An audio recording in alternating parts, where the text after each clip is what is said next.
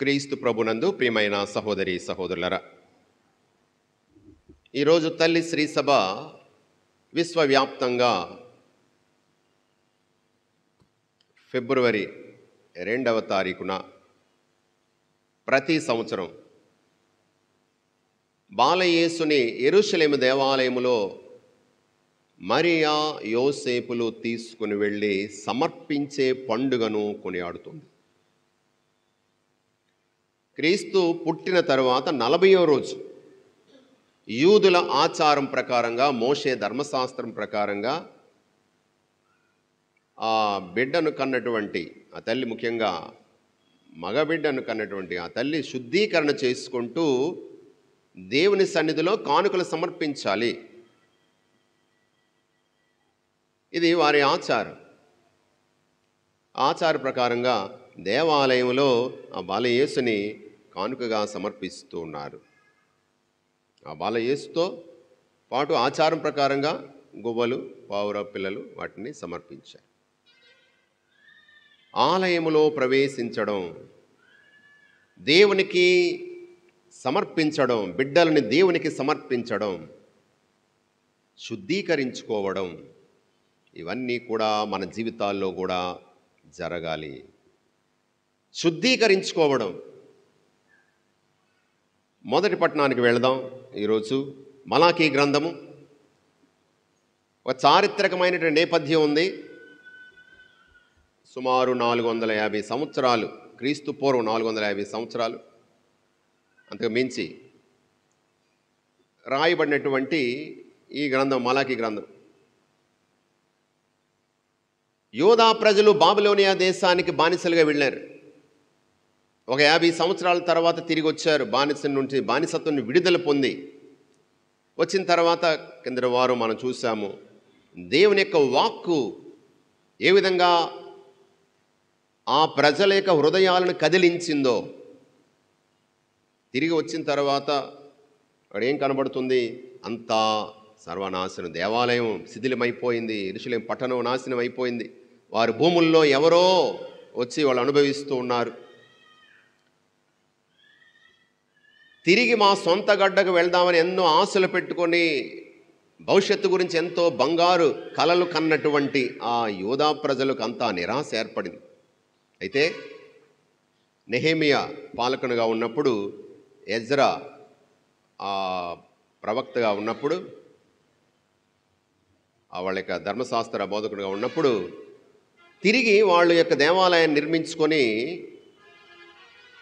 ప్రజలందరూ ఒక రోజున ఆ దేవుని సన్నిధిలో చేరారు. కింద వారం మనము ఇవన్నీ కూడా మనం ధ్యానం చేశాం.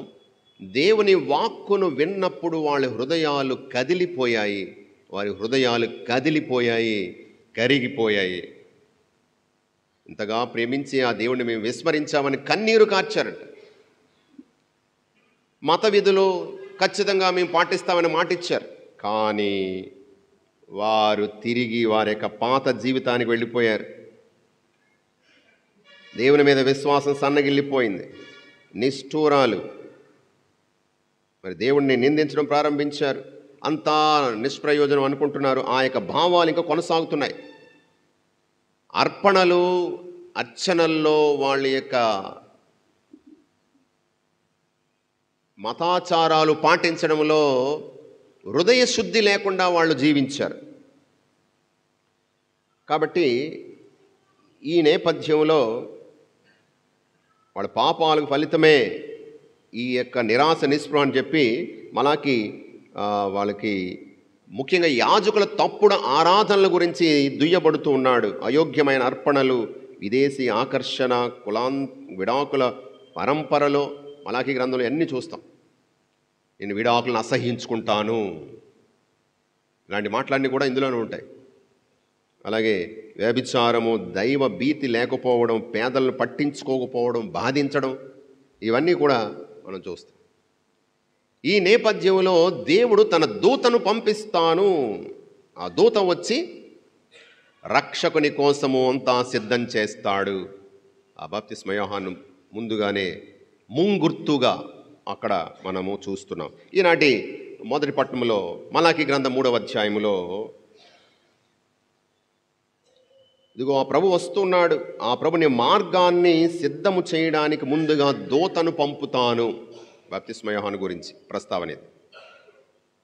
ఆ ప్రభు యొక్క దినాన్ని చూడగోరుచున్నటువంటి మీరు ఆ ప్రభు, ఇదిగో ప్రభు వస్తున్నాడు, త్వరలోనే వస్తున్నాడు అనే సంగతిని తెలియజేస్తాడు ఆ దూత. ఆ ప్రభు వచ్చినప్పుడు ఎవరు భరించగలరు? ఎలాంటి వాడట? శుద్ధీకరించేటువంటి ఒక స్వర్ణకారుడిలాగా ఉంటాడట. స్వర్ణకారుడు అంటే ఎవరు? Gold Smith. గోల్డ్ స్మిత్ మీరు వెళ్తారు, ఇదిగో మా మనవరాలికి చక్కని ముక్కర ఏమంటారు దాన్ని, ముక్కు పుడక లేదా ఏదో చేయించాలని ఉంది, లేదా చిన్న సన్నని గొలుసు. ఎలాగా? మా అమ్మమ్మ నాన్నమ్మలు ఇచ్చినటువంటి ఇంత బంగారం ఉంది అని తీసుకెళ్ళి ఎవరు కంసాలు అంటామా, లేకపోతే స్వర్ణకారుడు ఎవరు ఆయనకి ఇస్తాం. ఇస్తే ఏం చేస్తాడు? అగ్నిలో వేస్తాడు. అగ్నిలో వేసి దాన్ని శుభ్రంగా శుద్ధీకరిస్తాడు. అంత అయిన తర్వాత ఇంత తీసుకొస్తాడు. ఇదేంటి ఇంత బంగారం ఇచ్చారంటే? ఇంతేనండి, మిగిలింది మిగతాదంతా కూడా ఏంటి కల్తీ. అదే కలుపుతారు రకరకాలు. సైజు పెద్ద అవ్వడం కోసమే రాగి ఇలాంటివి కలిపేస్తుంటారు. ఇదిగో నిలబడింది ఇదే, కరిగిపోయింది, అంత చెత్త అంతా పోయింది, ఖచ్చితమైన బంగారం మిగిలింది. ఇదిగో ఇది. చెత్తను తొలగించడం, శుద్ధీకరించడం, స్వచ్ఛమైనటువంటి బంగారం చివరికి మిగులుతుంది. మన విశ్వాసంను కూడా కష్టము, కన్నీరు, బాధ, వ్యధ, శోధన అనేటువంటి కొలిమిలో ఆ ప్రభు మనల్ని శుద్ధీకరిస్తాడు. మన కానుకలు సమర్పించడానికి వస్తున్నాము, ఇంట్లో గొడవపడి మరి కుటుంబానికి కష్టాలు కలిగించి వాళ్ళు పట్టించుకోకుండా నీ అవసరాలయ్యే తీర్చుకోవడానికి డబ్బులన్నీ తీసుకొని వెళ్ళిపోయి మరి వెనక ముందు ఆలోచించకుండా మాట్లాడి అందరితో గొడవలు పెట్టుకొని ఇక్కడికి వచ్చి ప్రభువా కానుకను చెల్లిస్తున్నాను, ఇగో బంగారం కాదులే, ఏదో పళ్ళు లేకపోతే మరొకటో డబ్బు రూపంలో కానుకలు ఇస్తున్నానంటే దేవునికి అవసరమైనది ఇది కాదు. దీనికి మించినటువంటి కానుక మీ హృదయాన్ని శుద్ధి చేసి తన వాక్కు చేత మిమ్మల్ని కొలిమిలో కరిగించి మరిగించి పశ్చాత్తాపపూరిత హృదయాన్ని ప్రేమ కానుకగా కోరుకునే ప్రభువు. మత్తయి సువార్త 5వ అధ్యాయం 23-24 వచనాలు చదవండి. బలిపీఠ సన్నిధికి నీ కానుకను, నీ కానుకలను తెచ్చినప్పుడు నీ సోదరునికి నీపై మనస్పర్ధ ఉన్నట్లు నీకు మనసుకు వచ్చే స్ఫురించినట్లయితే ఆ కానుకను పీఠము చెంతే విడిచిపెట్టి పోయి నీ సోదరునితో సఖ్యపడి తిరిగి వచ్చి నీ కానుకను చెల్లించుము. అంటే సఖ్యత లేకుండా దేవుని ఆశీర్వాదాలు మనం పొందలేము. దేవుడికి ప్రియమైనటువంటి కానుక ఏమిటి? కీర్తన 51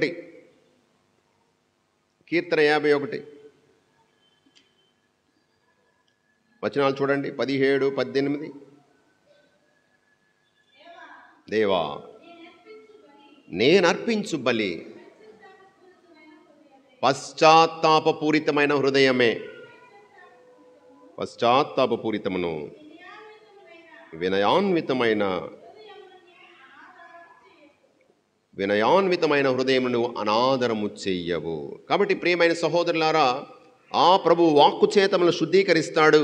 మన అర్పణలు ఏ విధంగా ఉండాలి? హృదయ శుద్ధి కలిగినటువంటి అర్పణలుగా ఉండాలి. ఎందుకంటే ఆ ప్రభు లోహకారుడు వెండి బంగారములను పుటము వేసినట్లే ప్రభువు దూత యాజకులను శుద్ధి చేయును. అందువలన యోగ్యమైన బలిని అర్పిస్తారు.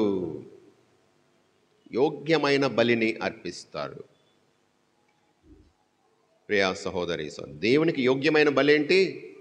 పశ్చాత్తాపపూరిత హృదయం, గర్వముతో నిండినటువంటి హృదయం కాదు. విరిగి నలిగిన హృదయమే దేవునికి ప్రీతికరమైన అర్పణ.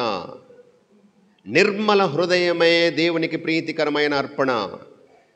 నిర్మల హృదయులు ధన్యులు, వారు దేవుని దర్శిస్తారు. ఆ దేవుని దర్శించడానికి వచ్చినప్పుడు ఎటువంటి హృదయంతో నేను వస్తూ ఉన్నాను, ఎటువంటి కానుకను ఆ ప్రభువుకి అర్పణగా ఇస్తూ ఉన్నాను. ఇదిగో యేసు ప్రభువే కానుకగా అర్పించబడుతున్నాడు.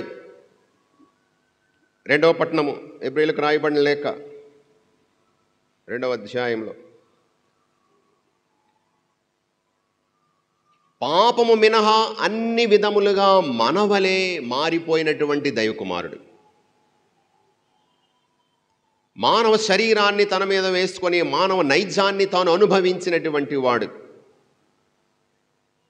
మనందరి తరపున మన పాపాల కోసము నలిగిపోయినటువంటి సర్వేశ్వరుని గొర్రెపిల్ల. అతడే యాజకుడు, బలిపీఠము, దేవాలయము, బలి అర్పణ, బలి గొర్రెపిల్ల క్రీస్తే. చూడండి ఇక్కడ 17వ వచనం, 2వ అధ్యాయం 17వ వచనం. ప్రజల పాపముల పరిహారార్థము దేవుని సేవలో విశ్వసనీయుడు, దయామయుడగు ప్రధాన యాజకుడు అగుటకు గాను ఆయన సర్వ విధముల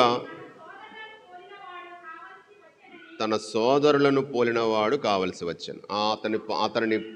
అతని సోదరులైన మనలను పోలి ఉండవలసి వచ్చింది. ఎందుకంటే అతడు తనను తాను మనందరి తరపున బలియాగంగా సమర్పించబడబోతున్నాడు.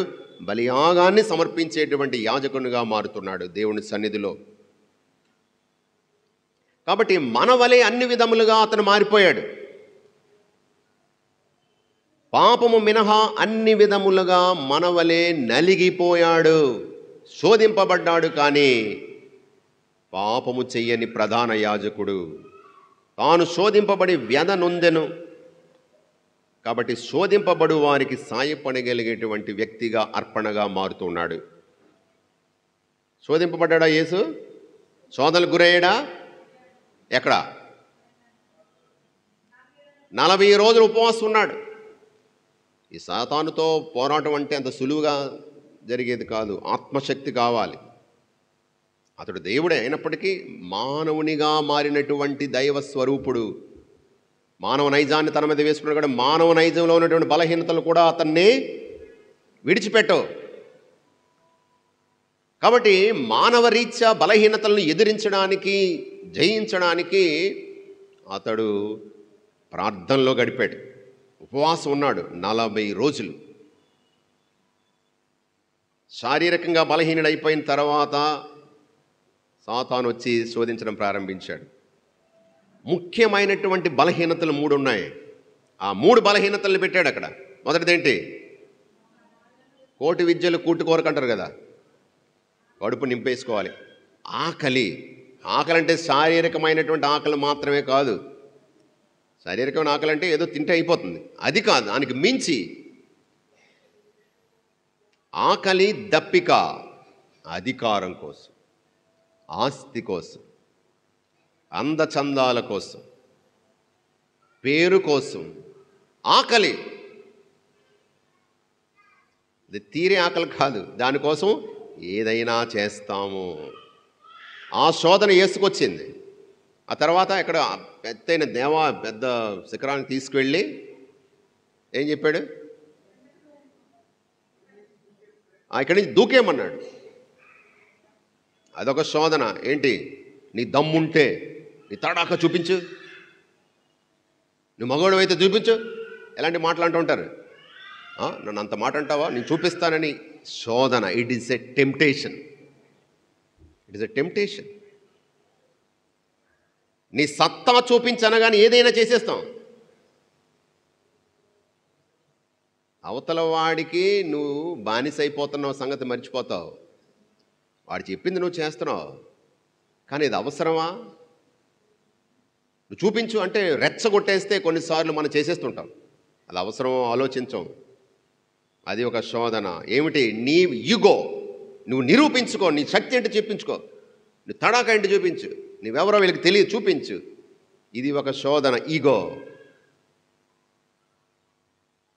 ఇంకొకటి, ఎత్తైన దేవాలయానికి ఎత్తైన ప్రదేశానికి తీసుకెళ్ళి, ఇదిగో ఈ ప్రపంచమంతా ఎత్తైన ప్రదేశాన్ని పర్వతం మీద తీసుకెళ్ళి, ఈ ప్రపంచమంతా నీదే, దీని అందచందాలు, ఐశ్వర్యాలు, ఆడంబరాలు సమస్తము నీ పాదాక్రాంతం చేస్తాను,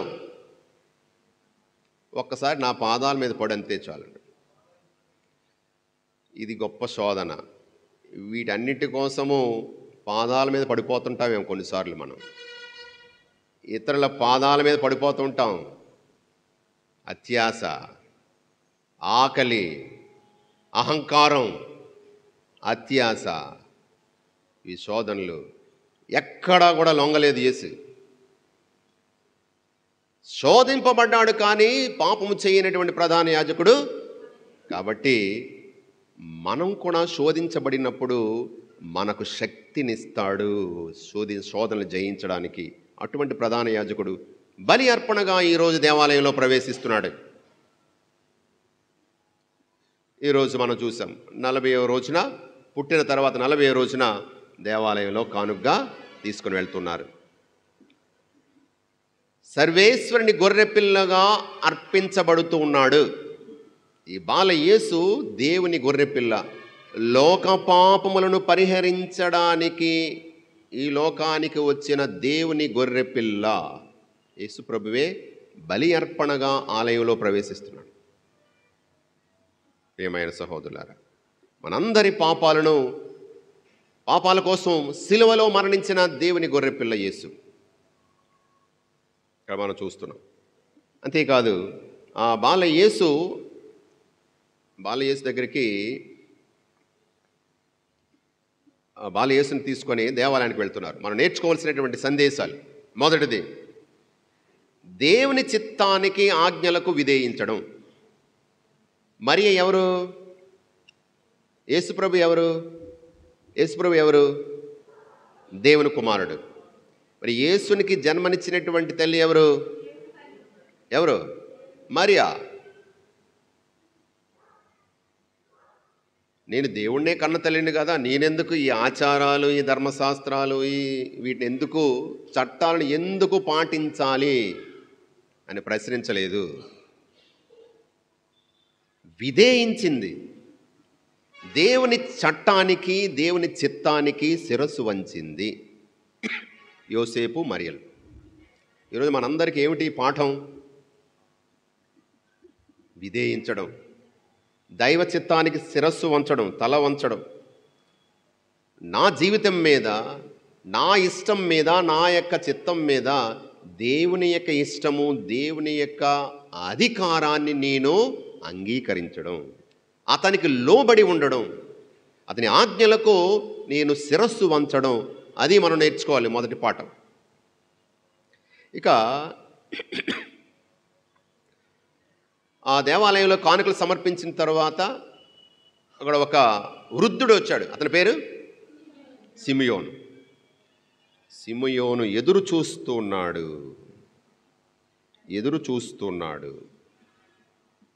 దేవుని వాగ్దానాల నెరవేర్పు కోసం ఎదురు చూస్తున్నాడు. క్రీస్తు పూర్వము 700 సంవత్సరాల ముందు నుంచి ఆ మాటకొస్తే ఆదిలోనే రక్షకుణ్ణి పంపిస్తానని వాగ్దానం చేశాడు.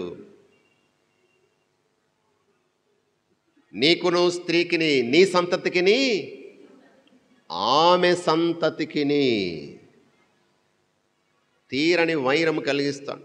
అతడు నిన్ను జయిస్తాడు. ఆ జయించేవాడు ఎప్పుడు వస్తాడని తరతరాలుగా ఇజ్రాయేలు ప్రజలు పూర్వం నుంచి కూడా ఎదురు చూస్తున్నటువంటి ఆ యొక్క నిరీక్షణ ఫలించింది. పవిత్రాత్మ ప్రేరణ చేత. తెలియదు అతనికి ఎవరు, ఈ బాలుడు ఎవరు తెలియదు, కానీ పవిత్రాత్మ ప్రేరేపించి తీసుకుని వెళ్ళింది. నిరీక్షణ అక్కడ ఫలించింది.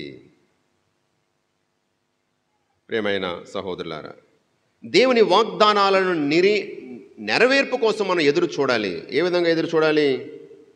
ఏ విధంగా? సహనంతో, ఓర్పుతో. దేవుడిని ప్రార్థించాను, పూజలో కూడా సమర్పించాను, దేవుడు నా ప్రార్థన వినడం లేదు. ఓపిక లేదు, సహనం లేదు. అడిగిన వెంటనే ఇచ్చేయాలి. దేవుడు ఇస్తాడు, కొన్నిసార్లు వెంటనే ఇస్తాడు, కానీ కొన్నిసార్లు నిదానంగా ఇస్తాడు. ఈలోపు మనం కంగారు పడిపోతుంటాం. అయ్యో అడిగింది ఇవ్వలేదు, దేవుడు నన్ను మర్చిపోయాడు. కాబట్టి ఈ ప్రార్థన వద్దు, ఈ దేవాలయం వద్దు, చర్చ్ వద్దు, పూజ వద్దు, ఏమొద్దు, ఇంటికి వెళ్ళిపోతాను, అక్కడే కూర్చోండి, ఎక్కడికి వెళ్ళను, దేవుడి సన్నిధికి రాను. ఆ ప్రభు మీద విశ్వాసం పోయింది. ఇంకా నాకు ఇంకా చాలు, ప్రార్థనలు చాలు, అన్నీ చాలు. ఇంకా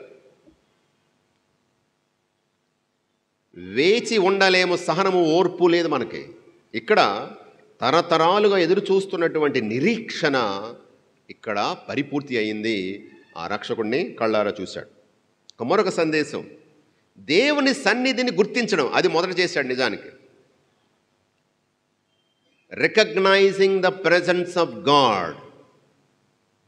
ఆత్మ ప్రేరణ చేత ఇది జరుగుతుంది, దేవుని యొక్క సన్నిధి ఉనికిని గుర్తించడం. ఇదిగో ఈ బాలుడు దైవ కుమారుడిని గుర్తించాడు, దేవుని యొక్క సన్నిధిని, ఉనికిని గుర్తించాడు. ప్రియ సహోదరులారా, ఆ ప్రభువు యొక్క సన్నిధిని నేను ప్రార్థనలో గుర్తిస్తున్నాను. ఆ ప్రార్థనలో ఆ ప్రభు నాతో మాట్లాడుతున్నాడే, నేను గుర్తిస్తున్నా. అతని స్వరమును నేను వినగలుగుతున్నానా? అతని స్వరమును నేను గుర్తించగలుగుతున్నానా? వాక్యం చదువుతున్నప్పుడు, ప్రసంగం విన్నప్పుడు, ఇక దివ్య సత్ప్రసాదములో ఆ ప్రభువుని గుర్తించగలుగుతున్నానా? Can I recognise the presence of God? పాప క్షమాపణ పొందుతున్నప్పుడు ఆ ప్రభువే నా హృదయాన్ని తాకుతూ నన్ను క్షమిస్తున్నాడని నేను గుర్తిస్తున్నానా? నా తోటి వారిలో ప్రభు యొక్క సన్నిధిని, ఉనికిని నేను గుర్తిస్తున్నానా? ఈ సిమియోను చేశాడు, మరి నేను గుర్తిస్తున్నానా ప్రభు సన్నిధిని? ఇక ఆ ప్రభువు విశ్వజనీనమైన రక్షకుడు. అదే మాటలు చెప్తున్నాడు. ఇదిగో ఈ సిమియోను చెప్తున్న మాటలు ఒకసారి చూద్దాం. అంటున్నాడు, ఇక చాలు ప్రభువా, నా జీవితం ధన్యమైపోయింది. నేను ఎన్నాళ్ళుగానూ ఎదురు చూస్తున్నటువంటి ఆ రక్షకుని కళ్ళారా చూశాను. ఇక నేను చచ్చిపోయినా పర్వాలేదు, నన్ను తీసుకెళ్ళిపో ప్రభు అంటున్నాడు. ఆనందంతో చెప్పినటువంటి మాటలు. ఎందుకు? ప్రభువా, లోక రక్షకుణ్ణి, ప్రజలందరికీ నువ్వు ఏర్పాటు చేసినటువంటి రక్షణ నేను కళ్ళారా చూశాను. ఈ ప్రభువు కేవలం యూదులకు మాత్రం కాదు, అందరికీ రక్షకుడు. విశ్వజనీనమైనటువంటి ఆ రక్షకుడిని, ద యూనివర్సల్ సేవియర్, నేను కళ్ళారా చూశానంటున్నాడు. ప్రకటిస్తున్నాడు, ఇతడు లోక రక్షకుడు, కేవలము యూదులకు మాత్రమే కాదని. అంతేకాదు, యూదులకు మహిమ, ఇజ్రాయేలు ప్రజలకు మహిమ, ద గ్లోరీ ఆఫ్ ఇజ్రాయలైట్స్. అన్యులకు మార్గదర్శకమైన వెలుగు,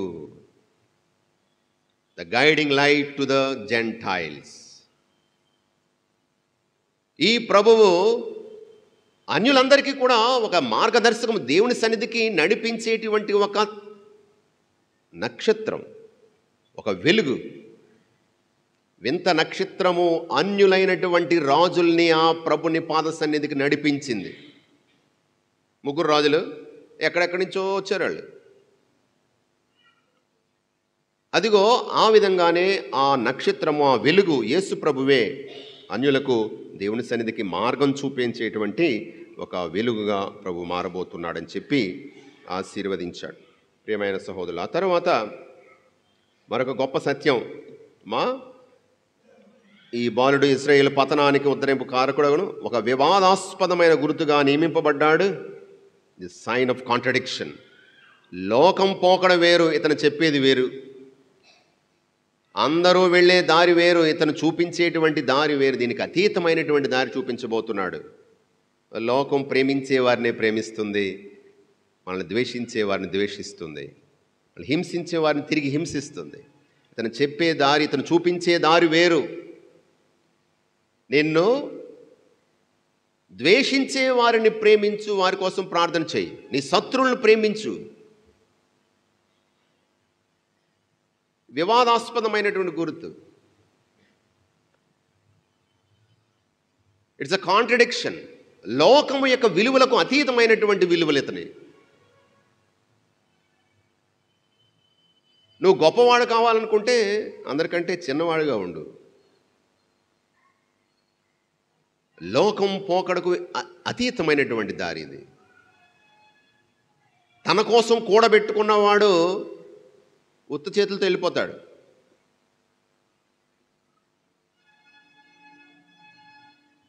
అటువంటి వారు దేవుని దృష్టిలో భాగ్యవంతులు కారు. గోధుమ గింజ భూమిలో పడి నాశనమైతే తప్ప విస్తారముగా ఫలించదు. తనను తాను తగ్గించుకున్నవాడు హెచ్చింపబడును. ఈ లోకానికి అతీతమైనటువంటి విలువలు ఇవన్నీ కూడా.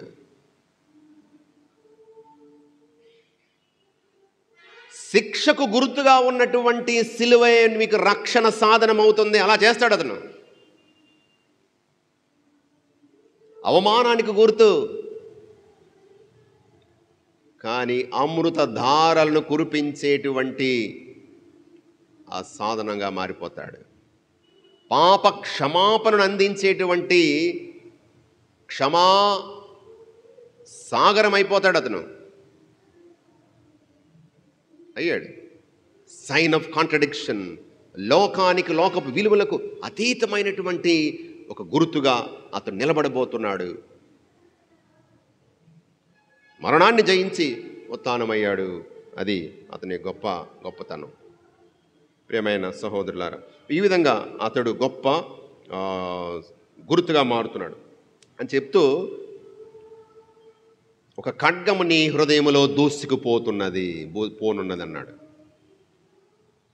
ఈ తల్లికి ఏం అర్థం కాదు. ఒక ఖడ్గం ఏది? బాలుడు సంతోషంతో ఆనందంతో దేవుని సన్నిధికి వచ్చి సమర్పిస్తుంటే ఖడ్గము దూసుకుపోతుంది, గుండెలు పగిలిపోతాయి అంటున్నాడు. ఆశ్చర్యము, అర్థం కాని విషయము. ఇది ఎలా సాధ్యమవుతుంది? ఇక అప్పటి నుంచి మొదలైంది. 1 కాదు 2 కాదు 7 బాకులు ఆ తల్లి గుండెల్లో దూసుకుపోయాయని. ఈరోజు వ్యాకులమాత పండుగ కొండడాబా వ్యాకులమాత పండుగను జరుపుకుంటారు. నిజానికి సెప్టెంబర్ 15వ తారీఖు, కానీ ఈరోజు ఒకటి జరుపుకుంటారు. ఈజిప్టు ప్రయాణం, ఈ కష్టాలు అనుభవించడం ప్రారంభమైంది. ఖడ్గంతో ప్రారంభమైంది. 4వ స్థలము, ఆ కొడుకుని, కష్టాలు పడుతున్న కొడుకుని కళ్ళ ముందు చూసి కన్నీరు కార్చింది.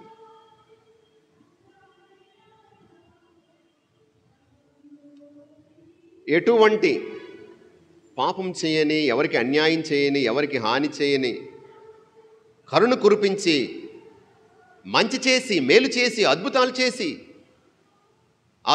చేసి అందరినీ వారికి సాయం చేసి మేలు చేసినటువంటి తన కొడుకుని శిలువ మీద చంపుతుంటే అదొక ఖడ్గం. ప్రియమైన సహోదరులారా, బిడ్డలు మన కళ్ళెదుట చచ్చిపోతే ఎంత గుండె బాధ, విదారకమైనటువంటి. నిన్న ఓ ఫాదర్ గారు చనిపోయారు. మా విశాఖ అగ్రపీఠానికి చెందినటువంటి ఫాదర్ గారు, ఫాదర్ శ్రీధర్, ఆరికతోట శ్రీధర్ ఫాదర్ గారు. 47 సంవత్సరాలు. అనారోగ్య కారణాల వలన నిన్న చనిపోయారు. నిన్న ఉదయం. గత కొన్నాళ్ళుగా అనారోగ్యం ఉంది. అయితే నిన్న విషమించింది. ఉదయం 5 గంటల ప్రాంతంలో నిన్న విశాఖపట్నంలో చనిపోయారు. నిన్న సాయంకాలం సమాధి కార్యక్రమం, భూస్థాపన పూజాబలికి వెళ్ళినప్పుడు గురువులందరూ కూడా, మా గురువు, తోటి గురువు, అలాగే పనిచేసిన ప్రదేశాల నుంచి అనేక మంది వచ్చారు. సిస్టర్స్ వచ్చారు, ప్రజలు వచ్చారు, కుటుంబ సభ్యులు వచ్చారు. ఆ మృతదేహం పక్కని వాళ్ళ అమ్మగారు కూర్చున్నారు. గురువు, తన కొడుకు గురువు చనిపోయింది. కన్నీరు కారుస్తుంది, దుఃఖం.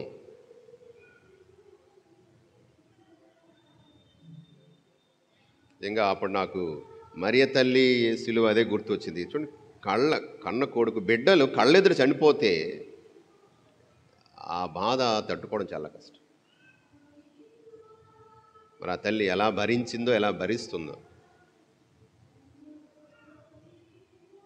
మరి గురువులకు గురువు అయినటువంటి యేసు ప్రభు బలియాగముగా, ప్రధాన యాజకునిగా, బలిగొర్రె పిల్లగా శిలువ మీద ప్రాణాలు అర్పిస్తుంటే ఆ తల్లి పక్కనే ఉంది, కన్నీరు కారుస్తుంది, ధైర్యం కోల్పోలేదు. ఆ ప్రభు శిలువను వెంబడించి వెళ్ళింది. శిలువ మీద మరణించినప్పుడు కూడా ఉంది. మరణించిన తర్వాత ఆ మృతదేహాన్ని తన ఒడిలో పెట్టుకుంది.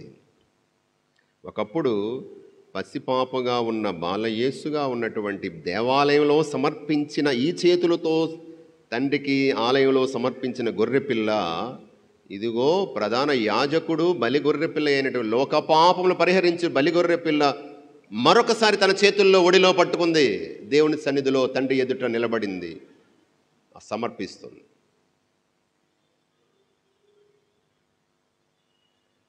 ఆ చేతులతోనే తన కొడుకు సమాధి చేసింది. అది ఎంత బాధాకరమైన విషయం. తల్లి కొడుకు సమాధి చేసింది. ఇదంతా కూడా ఆ తల్లి పొందబోయేటువంటి బాకులు ఇవన్నీ ఆమెకి ఏం తెలియదు. అప్పటికి లోకరక్షకుడు అనే సంగతి తెలుసు, దైవకుమారుని సంగతి తెలుసు, ఏమేమి జరగబోతుందో తెలియదు. కానీ ఓపిగ్గా అన్నీ భరించింది, త్యాగం చేసింది. ఆ తల్లిని ఈరోజు మనకు తల్లిగా ఇస్తున్నాడు దేవుడు. మన కుటుంబాల్లో కూడా ఆ తల్లిని మనకు అందిస్తున్నాడు. మన జీవిత పరీక్షల్లో, కష్టములో, కన్నీటిలో, అనుమానంలో, అపార్థాల్లో, ఒంటరితనములో ఆ తల్లి మనల్ని విడిచిపెట్టదు, మన తోడుగా ఉంటుంది, నడిపిస్తుంది. కష్టాలను ఒక అవకాశాలుగా భావించి పవిత్రతలో ఎదగడానికి మనకు ఆ తల్లి ప్రార్థన చేస్తుంది. మన విశ్వాసాన్ని శుద్ధీకరించుకుంటూ ప్రభు సన్నిధిలో మనల్ని మనము కానుకగా సమర్పించుకోవాలి. ప్రియమైన సహోదరులారా, మరియా, యోసేపులు బాలయేసును దేవాలయంలో సమర్పించారు. మరి ఈరోజు మీ బిడ్డల్ని దేవుని సన్నిధిలో సమర్పించడానికి మీరు సిద్ధంగా ఉన్నారా? మీ బిడ్డల్ని ఎవరికి సమర్పించేస్తున్నారు ఈరోజు? ఏ టీవీ, వీడియో,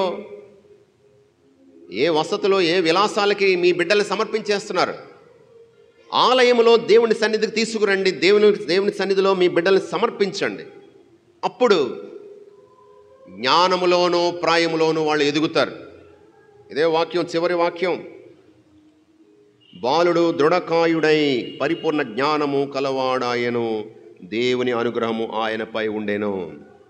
ఆలయంలో బిడ్డను సమర్పించారు. ఆ సమర్పణలో, ఆ దీవెనలతో బిడ్డ ఎదిగాడు, శారీరకంగా ఎదిగాడు, మానసికంగా ఎదిగాడు, జ్ఞానం సంపాదించాడు, లోక జ్ఞానం సంపాదించాడు, దైవ జ్ఞానం సంపాదించాడు. దేవుని అనుగ్రహము ఆ బిడ్డపై ఉంది. ప్రజల ఆదరాభిమానములు పొందాడు. కాబట్టి ఈరోజు మన బిడ్డల్ని దేవుని సన్నిధిలో సమర్పిస్తే దేవుడు సన్నిధిలో దేవుని యొక్క అనుగ్రహంతో వాళ్ళు ఎదుగుతారు. ఇన్నెన్ని ఆత్మీయ భావాలు, ధ్యానాంశాలు మన మనసులో ఉంచుకొని ప్రార్థన చేసుకుందాం. ప్రేమగల ప్రభువా, కృపగల సర్వేశ్వర, మా హృదయాలను శుద్ధీకరించడానికి నీ వాక్కుతో మమ్మల్ని పరీక్ష పెడుతున్నావు. హృదయ శుద్ధి గలవారు ధన్యులు, దేవుని దర్శిస్తారంట. ఇదిగో మా అర్పణల్లో, మా అర్చనల్లో, ఆరాధనల్లో నీకు ప్రీతికరమైన అర్పణ విరిగి నలిగిన హృదయమే, పశ్చాత్తాపపూరిత హృదయమేనని మరొకసారి మాకు గుర్తు చేశావు ప్రభువా. నీకు వందనాలు. దేవుని గొర్రెపిల్ల బలియాగమైనటువంటి వాడు దేవాలయంలో తల్లి మరియా, యోసేపులు సమర్పిస్తుండగా లోకానికి వెలుగుగా, మా జీవితాల్లో ఒక ఆదర్శంగా మా ముందు క్రీస్తు నడుస్తుండగా ఆ వెలుగులో మేము కూడా నడుస్తూ, నన్ను అనుసరించువారు అంధకారమును నడువక జీవపు వెలుగును పొందునని ఆ ప్రభు మాటల ప్రకారముగా మేము విశ్వసించి ఆ ప్రభు వెలుగులో నడిచే అనుగ్రహాన్ని ప్రసాదించండి. లోకానికి వెలుగైన ప్రభువు మా జీవితాల్లో కూడా వెలుగుగా ఉంటూ మేము కూడా ఇతరుల జీవితాలను వెలిగించే అనుగ్రహాన్ని ప్రసాదించండి. తల్లి మరియ పొందిన బాధలు, శ్రమల్లో ఆమె విశ్వాసం మరింత బలపడింది, శుద్ధీకరించబడింది. ఓ దేవా, అటువంటి తల్లిని మాకు తల్లిగా ఇచ్చినందుకు నీకు వందనాలు, స్తోత్రాలు. మా జీవిత పరీక్షల్లో మా తోడుగా ఉంటూ దేవుని చిత్తం ఏమిటో తెలుసుకోవడానికి మా కష్టము, బాధ, కన్నీరు, లోటులను ఎల్లప్పుడూ నీ పాద సన్నిధిలో మీతో తెలియజేస్తూ మా కొరకు ప్రార్థించే తల్లినిచ్చినందుకు నీకు వందనాలు తెలియజేసుకుంటున్నాం. ఆ తల్లి ప్రార్థనా సహాయమున క్రీస్తు వెలుగులో ముందుకు సాగుతూ నిన్ను చేరుకొని నీ దేవుళ్ళు పొంది మా బిడ్డలను కూడా నీకు సమర్పించి వారి యొక్క పెరుగుదలను, దైవానుగ్రహంలో సంపూర్ణతను వారికి దయచేయమని ప్రార్థన చేస్తూ ముందుకు సాగుతుండగా మమ్ము దీవించమని వేడుకుంటున్నాం. మా ప్రభువైన క్రీస్తు ద్వారా మనం చేయుచున్నాం తండ్రి.